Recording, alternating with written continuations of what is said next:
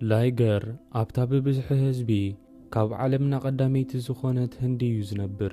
ገና ብንእሱ ኸሎ ኣቦኡ ካብዚ ዓለም ብሞት ስለ ዝተፈልየ ምስ ኣዲኡ ባላማኒ ናይ ድኽነት ናብራ እዩ ዘለዎም። ዋላ እኳ ምልኩዕ መንእሰይ እንተኾነ ባእባእታ ስለ ዝነበረ ግን ሓሳቡ ንምግላጽ ብጣዕሚ እዩ ዝሽገር። በዚ ኸኣ መብዛሕትኡ ግዜ ነዲኡ ኣብ ድኳኖም ስራሕ እንዳሓገዛ እዩ ዝውዕል። መዓልታዊ ንሱን ኣዲኡን ኮይኖም ናብ ናይ ከተማኦም ዕዳጋ ብምኻድ ንገዛ ዝኸውን ኣቑሑት ብምሻጥ እዮም ዝናበሩ። ካብ ዕለታት ሓደ መዓልቲ ላይገር ምስ ኣዲኡ ኮይኑ እንዳሰርሐ ኸሎ ማሌሽ ዝተባህለ ናይቲ ከባቢ ኣመሓዳሪ ናብኣ መጺኡ ኣብዚ ኮይና ክትሸይጥ እንተደልያ መዓልታዊ ገንዘብ ክትከፍል ከም ዘለዋ ነዲኡ ይነግራ። ባላማኒ ግን ብቐሊሉ ትደሃል ሰበይቲ ስለ ዘይነበረት ንማሌሽ ሕጂ ካብ ቅድሚኣ እንተዘይተኣልዩ ብበትሪ ጌራ ርእሱ ክትሃርሞ ከም ዝኾነት ትነግሮ። በልዮ ርእሱ ረኸብዮ። ማሌሽ ከምዚኣ ዓይነት ተባዕ ሰበይቲ ርእዩ ስለ ዘይፈልጥ ክፈርሕ ይጅምር። ላይገር ከኣ ብናይ ኣዲኡ ትብዓት እንዳኾርዐ ይስሕቕ እሞ ማሌሽ ናብኡ መጺኡ ንምንታይ ትስሕቕ ኣለኻ እንዳበለ ምስቶም ምስኡ መጺኦም ዝነበሩ ኣወዳት ኮይኑ ክሃርምዎ ይዳለዉ። እንዳተዳለዉ ኸለዉ ድማ ሓደ ዓለ ዝተባህለ ምስ ካልኦት ሰባት ተባኢሱ ናይ ልቡ እንዳጐየየ ናብ ማሌሽ ቀሪቡ እዞም ክጐይዎ ዝጸንሑ ክሃርምዎ ስለ ዝደለዩ ንኽዘርየሉ ይልምኖ። ማሌሽ ግን ልክዕ ከም ዓሊ ፍራሕ ሰብ ስለ ዝነበረ ንዓሊ ኣነ ወላ ሓደ ክገብረልካ ይክእልኒ፣ ባዕልኻ ዝጀመርካዮ ነገር ባዕልኻ ወድኣዮ ኢሉ ኣሕሊፉ ይቦ። ኣብዚ ግዜ እዚ ሓደ ካብቶም ንዓሊ ዝጐይዎ ዝነበሩ ሰባት ንዓሊ ኸሃርሞ ኢሉ ኢዱ ምስ ሰደደ ላይገር ብእግሩ ገይሩ ርእሱ ረኺቡ የውድቆ። እቶም ካልኦት ከኣ ንዓርኮም ሕነ ክፈዲሉ ኢሎም ኩላቶም ብሓንሳብ ኮይኖም ንላይገር ክበኣስዎ ይጅምሩ። ላይገር ካብ ብንእሽትኡ ካራተ ይለማመድ ስለ ዝነበረ ንኹላቶም በይኑ ተባኢሱ ብቐሊሉ የወድኦም። ካብዚ ኸኣ ላይገር ካራተ ብጣዕሚ ዝኽእል ሰብ ምዃኑ ንርዳእ። ብድሕሪኡ ዓሊ ካብ ሞት ስለ ዘድሓኖ ውዕለቱ ከም ዘለዎ እንዳነገረ የመስግኖ። ንጽባሒቱ ባላማኒ ወዳ ናይ ካራተ ክእለት ከም ዘለዎ ትፈልጥ ስለ ዝነበረት ኣብ ከተማኦም ሙምባይ ናብ ዝነበረ ፍሉጥ ናይ ማርሻል ኣርት መሰልጠኒ ቦታ ትወስዶ። ኣብዚ ቦታ ላይገርን ኣዲኡን ምስ ኣሰልጣኒ ክሪስቶፈር ይላለዩ። ክሪስቶፈር ኣብ ከተማኦም ብጣዕሚ ፍሉጥ ኣሰልጣኒ ክኸውን ከሎ ቅድሚ ነዊሕ ዓመታት ኣብ ናይ ማርሻል ኣርት ውድድር ክሳብ ፋይናል በፂሑ ከም ዝነበረን ባልራም ብዝበሃል ሰብ ተሳዒሩን ቻምፒዮን ናይ ምዃን ሕልሙ ዘይኮነሉ ሰብ እዩ። ብድሕሪ እዚ ባላማኒ ንወዳ ኣብዚ ከተመዝግቦ ከም ዝደለየት ንክሪስቶፈር ምስ ነገረቶ ክሪስቶፈር ወዳ ኣብዚ ክምዝገብ ከም ዝኽእልን ወርሓዊ እንዳኸፈለ ክመሃር ከም ዝኽእልን ይነግራ። ባላማኒ ብወገና ክንድኡ ዝኣክል ገንዘብ ስለ ዘይብላ ናይ ወዳ ብቕዓት ርእዩ ብነጻ ክምህሮ ይኽእል እንተኾይኑ ተሓቶ። ክሪስቶፈር ገንዘብ እንተዘይከፊሉ ክመሃር ከም ዘይክእል ነጊርዎም ገዲፍዎም ክኸይድ ምስ ጀመረ ባላማኒ ላይገር ማለት ነቲ ቅድሚ ነዊሕ ዓመታት ኣብ ፋይናል ስዒርዎ ዝነበረ ባልራም ወዱ ምዃኑን ልክዕ ከምቲ ኣቦኡ ጅግና ዝነበረ ወዱ ኸኣ ጅግናዩ ኸውን ሕሰቦሞ እንዳበለት ከተእምኖ ትፍትን። ክሪስቶፈር ነዚ ምስ ሰምዐ ዋላው ካብ ባልራም ሕልሙ ዝሰበረሉ ሰብ እንተነበረ ጀግና ከም ዝነበረ ይፈልጦ ስለ ዝነበረ ግን ሕጂ ንላይገር ብነፃ ንኽምህሮ ይሰማማዕ። ኩሉ ግዜ ግን ላይገር ትምህርቱ ድሕሪ ምውድኡ ነቲ ዝስልጥንሉ ቦታ ኣጽይዎ ክኸይድ ከም ዘለዎ ስለ ዝነገሮም ኣዲኡን ላይገርን ብሓሳቡ ይሰማምዑ። ንጽባሒቱ ላይገር ናብቲ ቦታ ኸይዱ ስርሑ ይጅምር። እንዳጽረየ ኸሎ ብውሽጢ ዝነበረት ማሊኡ ናይቲ ካብ ብንእሽትኡ ዝድግፎ ዝነበረ ተባእሳይ ማርክ ስእሊ ስለ ዝነበራ እቶም ካልኦት ኣብቲ ቦታ ዝመሃሩ ሪኦማ ናይ ማርክ ስእሊ ከማኻ ዝኣመሰለ ተራ ሰብ ክገብሮ የብሉን ኢሎም ክላኸፍዎ ይጅምሩ። ላይገር ብግርህነት ማርክ ብጣዕሚ ዘንቆ ተባእሳይ ከም ዝኾነን ልክዕ ከም ማርክ ፍሉጥ ተባእሳይ ምዃን ናይ ወትሩ ሕልሙ ከም ዝኾነን ይነግሮም። ሓደ ካብቶም ተምሃሮ ነዚ ምስ ሰምዐ ብናይ ላይገር ድፍረት ተገሪሙ ክሃርሞ ኢሉ እግሩ ምስ ሰደደሉ ላይገር ብዘገርም ክእለት እግሩ ሒዙ ኸውድቆ ኸሎ ንሪኦ ኩላቶም እቶም ተምሃሮ ከዓ በዚ ሓሪቖም ብሓንሳብ ኮይኖም ንኽቐጥቅጥዎ ይኸብዎ። ላይገር ግን በዚ ኸማን ከይፈርሐ ንኹሎም ክበኣሶም ይዳሎ። ኣብዚ ግዜ እዚ ክሪስቶፈር ናብቲ ቦታ መጺኡ ነቶም ካልኦት ተምሃሮ ካብቲ ቦታ ንኽኸዱ ይእዝዞም እሞ ንላይገር በይኑ ኣትሪፉ ኣብዚ ቦታ ክትመሃር እንተደሊኻ ስምዒትካ ምቁፅጻር ክትክእል ኣለካ ኢሉ ይምኽሮ። ላይገር ናይ ኣሰልጣኒኡ ምኽሪ ሰሚዑ ድሕሪ ሕጂ ቀልጢፈ ክሓርቕ የብለይን ኢሉ ይውስን። ንጽባሒቱ ክሪስቶፈር ምስ ተምሃርኡ ኮይኑ ኣብ ደገ እንዳጎየዩ ከለዉ ምስ ናይ ካልእ ማርሻል ኣርት መሰልጠኒ ተምሃሮ ፊት ንፊት ተራኺቦም ኣብ መንጎኦም በኣሲ ከም ዘሎ ንርዳእ። ኣብዚ ግዜ እዚ ጋናፓዝ ዝተባህለ ሓደ ካብቶም ናይ ክሪስቶፈር ተምሃሮ ነቶም ናይ ካልእ ቤት ትምህርቲ ተምሃሮ ይጸርፎም እሞ ኣብ መንጎኦም በኣሲ ይለዓል። ክሪስቶፈር ነዚ ምስ ረኣየ ኣብ መንጎኦም ኣትዩ ንኽልቲኦም ጉሩብ ኣረጋጊኡ ነቲ በኣሲ ከም ዘቋርጽዎ ይገብር። ናይቶም ናይ ካልእ መሰልጠኒ ተምሃሮ መራሒ ዝኾነ ሳንጁ ዝተባህለ ሰብ ግን ዋላ እኳ እቲ በኣሲ ተቋሪጹ ከሎ ንክሪስቶፈር እንታይ ኣቲካ ኢኻ ኣብ መንጎና ተኣቱ እንዳበለ ክጻረፎ ይጅምር። ሳንጁ ኣብዚ ሕጂ ግዜ እዚ ናይታ ከተማ ሻምፒዮን ክኸውን ከሎ በዚ ኸኣ ዝኽእለኒ የለን ኢሉ እዩ ዝኣምን። ሕሉፍ ሓሊፍዎ ነቲ ብዕድመ ዝዓብዮ ክሪስቶፈር ብካሶት ንኽሃርሞ ኢዱ ምስ ሰደደ ላይገር ኣብ መንጎኦም ኣትዩ ንክሪስቶፈር ይከላኸለሉ። ሳንጁ ኸኣ ብናይ ላይገር ድፍረት ተገሪሙ ንላይገር ብብዙሕ ቦክሲ ዋላ እኳ እንተሃረሞ ላይገር ግን ንሳንጁ ብክሳዱ ሒዙ ምፍናዊ ኣብዮ። ሳንጁ እዚ ኩሉ ካሶት እንዳሃረምክዎ ከመይ ገይሩ ክሳብ ሕጂ ኸማን ዘይተንቀሳቐሰ ኢሉ እንዳገረሞ ከሎ ክሪስቶፈር ኣብ መንጎኦም ኣትዩ ንኻልኣይ ግዜ ይተዓርቖም። ኣጋምሸት ላይገር ናብ ሓደ ካፌ ኸይዱ ዝስተ እንዳኣዘዘ ከሎ ሓንቲ ታንያ ትበሃል ጓል ካብ ርሑቕ ትሪኦሞ ምስ ካልእ ሰብ ተመሳሲልዋ ብቕልጡፍ ናብኡ መጺያ ንምንታይ ግና ፌስቡክ ብተደጋጋሚ ተሸግረኒ ኣለኻ እንዳበለት ትዛረቦ። ላይገር ዝብሎ ጠፊእዎ ኣነ ቅድሚ ሕጂ ኸማን ርኤክ እኮ ይፈልጥኒ ምስ ካልእ ሰብ ተመሳሲለክ ዝኸውን ኢሉ ኸረዳኣ ይፍትን። ታንያ ግን በቲ ላይገር ገይርዎ ዝነበረ ዲቢዛ ናይ ክሪስቶፈር ተምሃራይ ምዃኑ ኣልልያቶ ንስኻ ዓንተ ቦይ ምስ ሳንጁ ሓወይ ክትበኣስ ዝደለኻ ሰብ ደይኮንካን ምስ ሳንጁ ሓወይ ኣንጻር ስለ ዝኾንኩም ንዓይ ኣብ ፌስቡክ ዘይከውን እንዳጸሓፍካ ተሸግረኒ ኣለኻ ኢላ ምዝራባ ትቐጽል። ላይገር መጀመርያ ከረዳኣ ፈቲኑ ክትርድኦ ስለ ዘይከኣለት ብሕርቃን ንሱ እቲ ንሳ ትብሎ ዘላ ሰብ ከም ዘይኮነ ነጊርዋ ጸሪፍዋ ይኸይድ። ብድሕሪዚ ላይገር ስርሑ እንዳገበረ ከሎ ታንያ ምስ መሓዙታ ኾይና ናብቲ መሰልጠኒ ቦታ ትመጽእ እሞ ንላይገር እንዳተዛረበቱ ኹላ ገዲፍዋ ብምኻዱ ሓሪቓ ኽትጸርፎ ትጅምር። ላይገር እዛ ጓል እንተዘይረድእያ ኣይትገድፈንን እያ ኢሉ ክዛረባ ናብኣ እንዳኸደ ከሎ ክሪስቶፈር ንዓኣ ግደፋ እሞ ንዓ ናብዚ ማእከል ኣቲኻ ክእለትካ ርእየኒ ይብሎ። ላይገር እውን ትእዛዙ ሰሚዑ ብቕልጡፍ ናብ ማእከሎም ምስ ኣተወ ክሪስቶፈር ንተምሃርኡ ንላይገር ክበኣሶ ዝደሊ ሰብ እንተሃልዩ ይሓቶም። እቶም ተምሃሮ ላይገር ካራተ ዘይክእል መሲልዎም ኩላቶም ኢዶም ሓፍ የብሉ። ክሪስቶፈር እውን ሓደ ካብቶም ተምሃርኡ ይመርጽ። እቲ በኣሲ ምስ ተጀመረ ላይገር ብቐሊሉ እንዳስሓተ ነቲ ዝበኣሶ ዘሎ ኒዒቕዎ ንቑሩብ ግዜ ድሕሪ ምጽናሕ ሕጅስ ይኣኽለካ ብዝመስል ብሓንቲ ህርሚት የውድቆ። ብድሕሪኡ ክሪስቶፈር ክልተ ካብ ተምሃርኡ መሪጹ ምስ ላይገር ንኽበኣሱ ይነግሮም። ሕጂ ኸኣ ካልኣይ ግዜ ላይገር ምስ ክልተ ሰባት ክበኣስ ይጅምር። ይኹን እምበር ነዚኦም ኒዒቕዎም ብቐሊሉ እንዳስሓተ ንኽልቲኦም በብሓደ ሃሪሙ የውድቖም። ነዚ ኩሉ ትርኢ ዝነበረት ታንያ ንላይገር ክትጸርፎ ኢላ መጺያ ዝነበረት ሕጂ ግን ብኽእለቱ ተገሪማ ንዕኡ ክትድግፍ ኮላ ንሪኣ።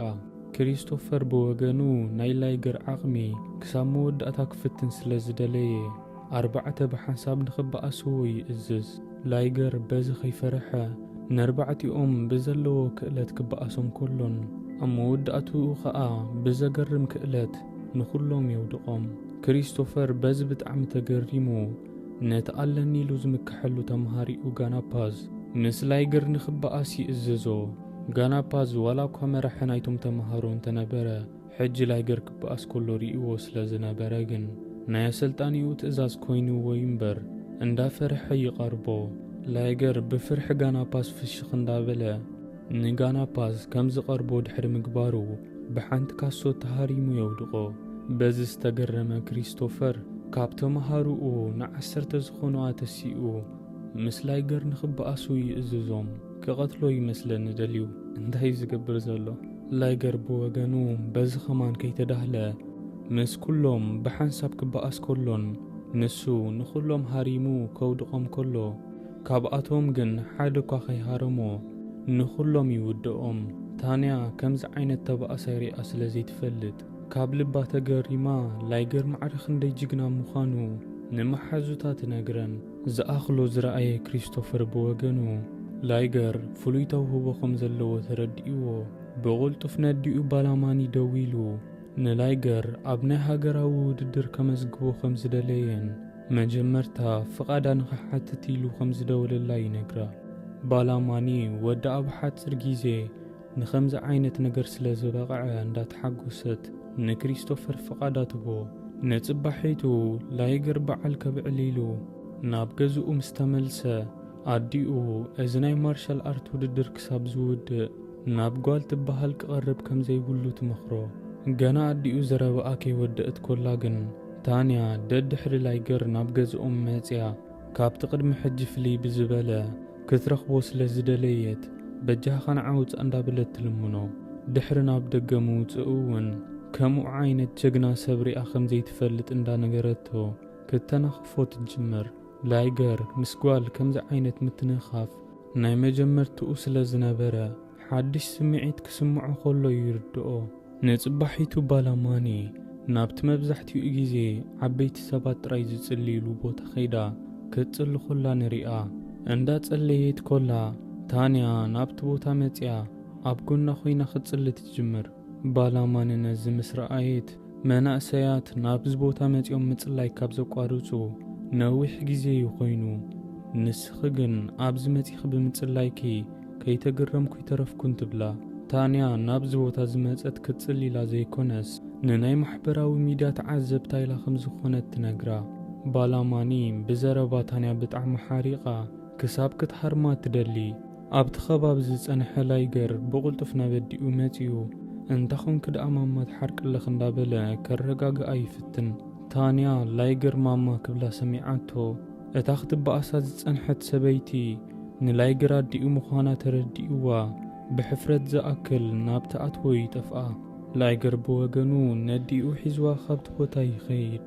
ብድሕሪ እዚ ላይገር ናብቲ ናይ መሰልጠኒ ቦታ ዋላ እኳ እንተኸደ ንታንያ ፈቲዋ ስለ ዝነበረ ግን ልቡ በዚ ተታሒዙ ጥዑይ ገይሩ ክመሃር ኣይከኣለን።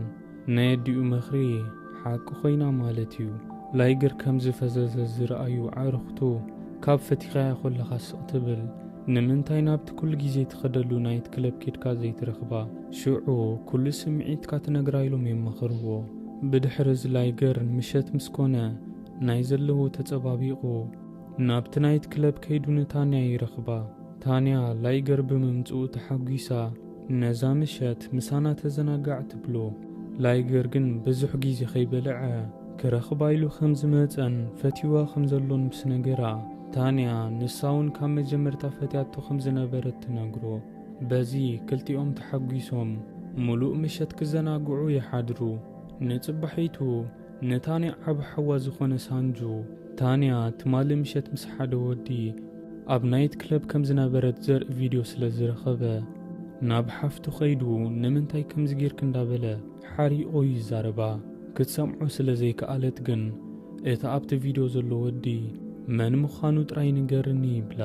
ታንያ ንላይገር ከየቐጥቅጦ ስለ ዝፈረሐት ምስኣ ዝነበረ ጋናፓዝ ምዃኑ ሓስያ ትነግሮ። ኣጋ ምሸት ምስ ኮነ ሳንጁ ንዕርኽቱ ልኢኹ ንጋናፓዝ የቐጥቅጦ። ጋናፓዝ በዚ ብጣዕሚ ስለ ዝተሃሰየ ንበዓል ላይገር ደው ኢሉ ዘጋጠሙ ይነግሮም። ብድሕሪ እዚ ላይገር ምስ ኣዕርኽቱ ኾይኑ ንጋናፓዝ ናብ ሆስፒታል ወሲዶሞ ኣሕኪሞሞ ብባቡር እንዳተመልሱ ኸለዉ ጋናፓዝ እቲ ዘጋጠሞ ኹሉ ሪቁ ቁፅር ኣቢሉ የዕልሎም። እንዳዕለሉ ኸለዉ ግን ኣፊቶም ዝነበሩ መናእሰያት ንበዓል ላይገር ክለኸፍዎም ይጅምሩ። ላይገር በዚ ሓሪቑ በይኑ ናብኦም ይኸይድ እሞ ምስ ኩላቶም ክበኣስ ይጅምር። ይኹን እምበር ኣብታ ባቡር ናይ ሲቪል ክዳን ዝገበረ ፖሊስ ይጸንሕ እሞ ብግሩብ ብምበኣሶም ስለ ዘይተሓጐሰ ንኹላቶም ብሽጉጥ ኣፈራሪሑ ይኣስሮም። ንጽባሒቱ ክሪስቶፈር ንበዓል ላይገር ብውሕስ የውፅኦም እሞ ስለ ዝተባእሱ ስለ ዘይተሓጐሰ ግን ከም ቈልዑት ኣንበርኪኹ ኸሃርሞም ከሎን በዚ ዝገበርዎ ንሓደ ሰሙን ሙሉእ ናብዚ ቦታ ክመጹ ከም ዘይክእሉ ነጊሩ ካብቲ መሰልጠኒ ቦታ ይሰጎም። ላይገር ስለ ዝተሰጎ ናብ ገዝኡ ይኸይድ። ኣዲኡ ድማ እንታይ ገይሩ ንሓደ ሙሉእ ሰሙን ከም ዝተሰጎ ምስ ሰምዐት ብዘለዋ ዓቕሚ ኽትሃርሞ ኹላን ሒዛቶ ናብ ውሽጢ ገዛ ብምእታው ከኣ እዚ ረኺብዎ ዘሎ ዓብ ዕድል ብዘይከውን ምኽንያት ንኸይስእኖ ክጥንቃቕ ከም ዘለዎ ሓሪቓ ትመኽሮ። ብናይ ወዳ ነገር ብጣዕሚ ሓሪቓ ስለ ዝነበረት ክሳብ ናብ ታንያ ደው ኢላ ወዳ እዚ ጀሚርዎ ዘሎ ውድድር ክሳብ ዝውድእ ንኸይትረኽቦ ኣምሪራ ተጠንቅቓ። ሓደ ምሸት ግን ላይገር ንታንያ ካብ ልቡ ስለ ዝናፈቓ ካብ ናይ ኣዲኡ ፍቓድ ወፃኢ ንታንያ ይረኽባ። ተራኺቦም ገና ብዙሕ ግዜ ብሓንሳብ ከይሕለፉ ከለዉ ግን እቲ ንታንያ ዝከታተላ ዝነበረ ሳንጁ ምስ ኣዕርኽቱ ኾይኑ ናብቲ ቦታ ይመጽእ።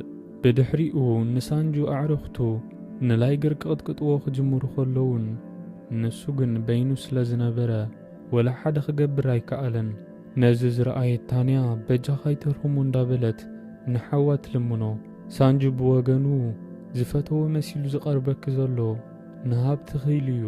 ሕጂ የፍቅረክ እንተኾይኑ እስከ ኣብ ቅድመይ የፍቅራየሉ ይንገረኒ ይብል። ላይገር ግን ክሃርምዎ ስለ ዝጸንሑ ብጣዕሚ ሓሪቑ ስለ ዝነበረ እቲ ናይ ባእባእቲ ሕማሙ ተላዒልዎ ምዝራብ ይስእን። ታንያ ነዚ ምስ ረኣየት ኣይፈትወንን እዩ ማለት ኢላ ሓሲባ ንሓዋ ሒዛቶ ካብቲ ቦታ ትኸይድ። እዚ ነገር እዚ ዘይተዋሕጠሉ ላይገር ግን ንጽባሒቱ ታንያ ምስ ሓዋ ኾይና እንዳኸደት ኮላ ብቕድሚቶም መጺኡ ኸትሮም እሞ እዚ ትገብሮ ዘላ ነገር ፈጺሙ ከም ዘይተዋሕጠሉን ከም ዝፈትዋ ድሕሪ ምግባራ ንምንታይ ካብኡ ትፍለ ከም ዘላ ብሕርቃን ይሓታ። ታንያ መጀመርታ ጥዑይ ሰብ መሲልዋ ፈትያቶ ከም ዝነበረትን ሕጂ ግን ምስኡ ክትቅጽል ከም ዘይትደሊ ትነግሮ። ብድሕሪ እዚ ላይገር ልቡ በዚ ተሰይሩ ናብ ኣዲኡ ኸይዱ ዘጋጠሞ ነገር ይዕልላ። ኣዲኡ ናይ ውላድ ኮይኑዋ በዚ እንዳሓዘነት ሕጂ ግን እዚ ኣጋጢምኒ ኢሉ ተስፋ ቁርጽ ከም ዘይብሉን ሙሉእ ቀልቡ ኣብ ናይ ማርሻል ኣርት ስልጠና ክገብር ትመኽሮ። ላይገር ናይ ኣዲኡ ምኽሪ ሰሚዑ ካብታ መዓልቲ እቲኣ ኣብ ስልጠንኡ ክግደስ ይጅምር። ናይዚ ውጽኢት ድማ ነብሱ ሙሉእ ብምሉእ ተለዊጡ ነቲ ዝመጽእ ዘሎ ናይ ማርሻል ኣርት ውድድር ብቑዕ ተወዳዳሪ ይኸውን። ድሕሪ ቁሩብ መዓልታት እቲ ናይ ውድድር መዓልቲ ኣኺሉ ላይገር ናይ መጀመርታ ውድድሩ ንኽበኣስ ናብ መድረኽ ይድይብ። ወላ እኳ ናይ መጀመርትኡ እንተነበረ ግን ነቲ ተወዳዳሪኡ ብቐሊሉ ኣውዲቕዎ ኣብቲ መድረኽ ብዙሕ ግዜ ከይጸንሐ ይስዕር። ኣጋጣሚ ኾይኑ ሳንጁ ናብቲ ውድድር ይሳተፍ ስለ ዝነበረ ምስ ናይ መጀመርታ ተወዳዳሪ ተባኢሱ ይስዕር። ብድሕሪ እዚ ካልኣይ ዙር ይጅምር እሞ ላይገር ናይ ካልኣይ ዙር ተወዳዳሪኡ ብቐሊሉ ይስዕሮ። ሳንጁን ብወገኑ ናብ ካልኣይ ዙር ሓሊፉ ስለ ዝነበረ ምስ ናይ ክሪስቶፈር ተምሃራይ ሻንካር ዝተባህለ ይበጽሖ። ይኹን እምበር ሳንጁ ናይ ማርሻል ኣርት ክእለት ስለ ዝነበሮ ንሻንካር ብሕማቕ ሓስዩ ይስዕሮ። በዚ ዝሓረቐ ላይገር ንሳንጁ ከም ዝተሰዓረ እንዳረኣካ ንምንታይ ተሃርሞ እንዳበለ ክትጻረፎ ይጅምር። ሳንጁን በዚ ሓሪቑ ካብቲ መድረኽ ነጢሩ ብምውጻእ ምስ ላይገር ክበኣስ ይደሊ። ኣብቲ ኸባቢ ብዙሓት ሰባት ስለ ዝነበሩ ግን ንኽልቲኦም የተዓርቕዎም። ብድሕሪ እዚ ላይገርን ሳንጁን ዘዘጋጠምዎም ተወዳደርቲ እንዳሰዓሩ ናብ ናይ መወዳእታ ዙር ክልቲኦም ይሓልፉ። ናይ መወዳእታ ዙር ንኽበኣሱ ናብቲ መድረኽ ምስ ደየቡ ግን ቅድሚ እቲ በኣሲ ምጅማሩ ሳንጁ ናብ ሓፍቱ ታንያ ደው ኢሉ ንላይገር ክሕርቆ መታን ምስ ላይገር ተራኸቢ ይብላ። ታንያ ኸኣ ንላይገር ክትሕርቆ ስለ ዝደለየት ዋላ እኳ ንፍዑ ተባእሳይ እንተኾንካ ካብ ሓወይ ግን ስለ ዘይትበልጥ ቅድሚ ምባእስካ ምስ ዓርካ ኣሚንካ እንተቋረጽካ ይሕሸካ ትብሎ። ላይገር ብናይ ክልቲኦም ዘረባ ካብ ልቡ ሓሪቑ ዝኾነ ይኹን እንተጋጠመ ኣብዚ ውድድር ክስዕር ኣለኒ ኢሉ ንነብሱ ቃል ይኣትወላ።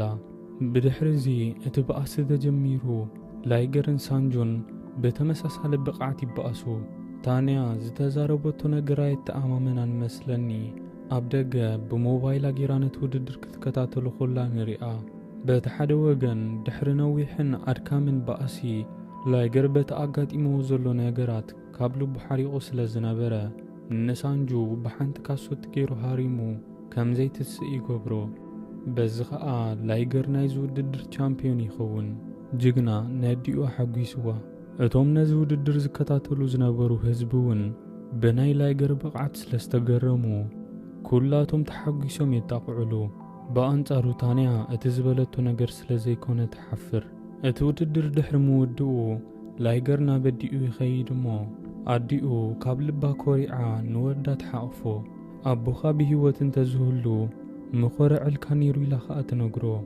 بدحرز لايجر كغازي إلو نابتقوم نابزنا برد دوكان مسكدا اتبع الدوكان نتورد الرئيو سلزنا برا نسخا اتحدث چامبيون ديكون كان اندابلا بحاقوس عويلو يزارب ابتخباب زنبور سابات نزي سميعهم كلاتهم ناب أمتيهم قاليهم مسوخ سألو خدالي خلوه ابتخباب بأقات أمزت أنحد غازت أنيا دما أبو خلوخو حاتير كالمتايق كقبرولو بمبال كاتسال علامو انتاي كم زخونت حاتو لايجر بوغنو نهاجرو بناي مارشال ارت وددر كاتسوع خمز دلي يزارب بدحريقو ازي قلمت ايغ امولو هندي تزرقيحو لايجر بزوحات سعبتي يتري نازح المزي كريستوفر كيترف امينولو نلايجر كاو هاجرو واتيو نخودادر بزوح كتسعرلو يجمر يخون انبر كابتوم نهي هند هابتامات نلايجر مولو واتايتاتو شفينو ناب أمريكا خوص دوزخ السباي ترخبن بدحرزي كلاتهم بزحزينهم كوفيلهم كلو اتا أم جمرتا نايزا فيلم لايجر كابتوم زغوي بوز نبور سبات زدحانو عالس تبهل السب ناب أمتيو نلايجر سبونسر كقبرو زخل هابتامي دولي خمزلو خمز سمعان اب أمريكا زنبر بانديس تبهل عركس لزلوه نعو بزعبا خاعلي ليو كراخبا كادليو ليلو يرخبو باندي بمارشال ارت زقدس هابتام سبينيرو بزعبا لايجر مسمعه ناب أمريكا امتيو كل وزايتاتو بمشفان ابتو ددر كمزة سادفو نلايجر كالي اتولو دحر قرب معالتات لايجر كريستوفرن عالن بحنساب كوينوم ناب أمريكا يخدو ابو باتيحوم نباندي مسرخبو دما لايجر نباندي بازز قبرلو نجر كابلبو يمسكنو بدحريقو لايجر ابتو ددر نخودادر زادليو نجرات وديقو سمو ابت زرزر تودادرتي تصحف ابت ناي مجمر توددر معالت دما مس ديرين استوهالة توداداري يبصحمو اتبقاسي يجمر غنا اتبقاس مستجمره قدم حجي ناي كالق هاجر مارشال ارتاقات إمو سلزي فلت لايجر بدارين بزوح يهرم كريستوفر نزريقو ابدق خوينو نخكلاخل دقاقيمو ينقرو يخون انبر لايجر حجون انتخونه ناي ديرين تاكتيك سلزي تردقو ابسال سايزور بخبيت تهاريمو يودق كساب 10 تندات قطرو لخلو دما ناتو كل نقرات سبونسر غيرو زمزقو باندي نديو بالامانن نكريستوفرن زعتولو مقال زكيرو كابتو وديقو زنبري تسق مستسأجن ازي خلو استهار مواتع يسوي مثلني صبق غيرون دا تخلاخلن نديرن بكاسوت اندهارمن نديرين الدخمو امود داتو خاء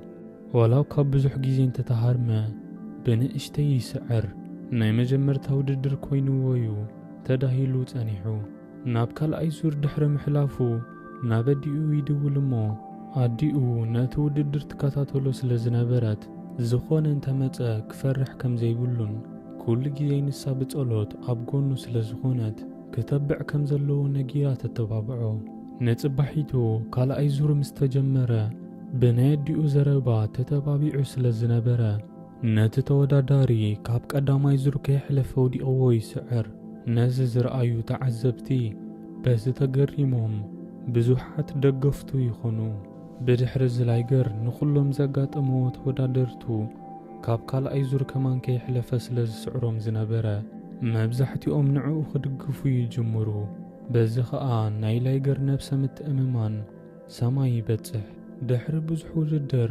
ላይገር ምስ ሓደ ቡን ዝተባህለ ይበጽሖሞ ነዚ እውን ብቐሊሉ እንዳስሓተን እንዳሃረመን ስዒርዎ ናብ ናይ መወዳእታ ዙር ይሓልፍ ኣጋሚሸት ምስ ኮነ ላይገር ናብ ናይ መወዳእታ ዙር ብምሕላፉ ፓንዴ መደብ ኣዳልዩ ከብዕለሉ ኸሎ ንሪኦ ኩላቶም ተሓጒሶም እንዳተደረሩ ኸለዉ ግን በዚ መጺእ ኸይበልናያ እታ ንላይገር ልቡ ዝሰበረቶ ታንያ ናብቲ ቦታ ትመጽእ ነዚ ዝረኣየ ላይገር ታንያ እንታይ ክትገብር መጺኣ ኢሉ ምስ ሓተተ ንፓንዴ ጓሉ ከም ዝኾነት ይነግርዎ እቲ መደብ ምስ ተወድአ ታንያ ንላይገር ናብቲ ሒዝዎ ዘሎ ሆቴል ንኽትወስዶ ኣብ ሓደ መኪና ኣትዮም ይኸዱ ኣብቲ ሆቴል ምስ በጽሑ ክልቲኦም ካብ መኪና ወፂኦም እንዳተዘራረቡ ኸለዉ ሰለስተ ሰባት ናብኦም ቀሪቦም እቶም ክልተ ንላይገር ክሃርምዎ ኸለዉ እቲ ሓደ ኸኣ ንታንያ ተሰኪሙ ናብ መኪና እትይዋ ሒዞማ ካብቲ ቦታ ይሃድሙ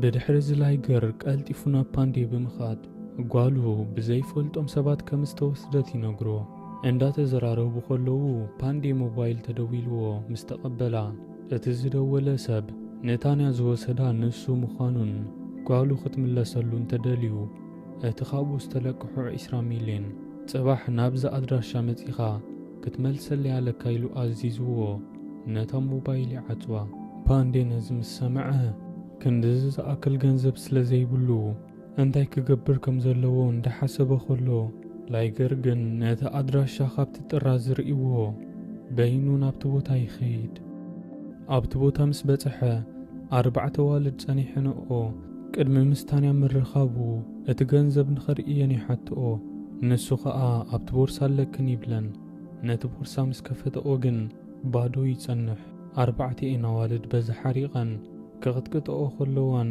ንሱ ንጓል ኣይሃርምን እየ ብዝመስል ስቕ ኢሉ ይቕጥቀጥ እዘን ኣዋልድ ግን ካራተ ጽቡቕ ጌረን ዝኽእለየን ዝመስላ ንጽባሒቱ ንወዳ ዘጋጠሙ ነገር ዝሰምዐት ባላማኒ ናብ ኣሜሪካ ትመጽእ ወዳ ነዚ ውድድር ወዲኡ ክሳብ ዝምለስ ከኣ ምስኡ ንኽትጸንሕ ትውስን በቲ ሓደ ወገን ፓንዴ ላይገር ብዝገበሮ ነገር ሓሪቑ ንምንታይ ናብቲ ቦታ በይንኻ ትኸይድ ከምዚ ብምግባርካ እኮ ንታንያ መሊስካ ኣብ ሓደጋ ይኸውዲቕካያ ዘለኻ ላይገር ግን ብዝገበሮ ነገር እንዳሓዘነ ከምኡ ዝገበረሉ ምኽንያት ቅድሚ ሕጂ ንሱን ታንያን ፍቑራት ስለ ዝነበሩ ከም ዝኾነ ይነግሮ ፓንዴ ፍቑራት ከም ዝነበሩ ከም ዝፈልጥን ናብ ኣሜሪካ ስፖንሰር ገይሩ ንኸምጽኦ ዘእመነቶ ታንያ ከም ዝኾነት ይነግሮ ከምኡ እውን ታንያ ምስኡ ዝነበራ ርክብ ዘቋረጸት ኣብ ውድድሩ ንኸተኩር ኢላ ከም ዝኾነት ምኽንያቱ ላይገር ምስኣ ፍቕሪ ምስ ጀመረ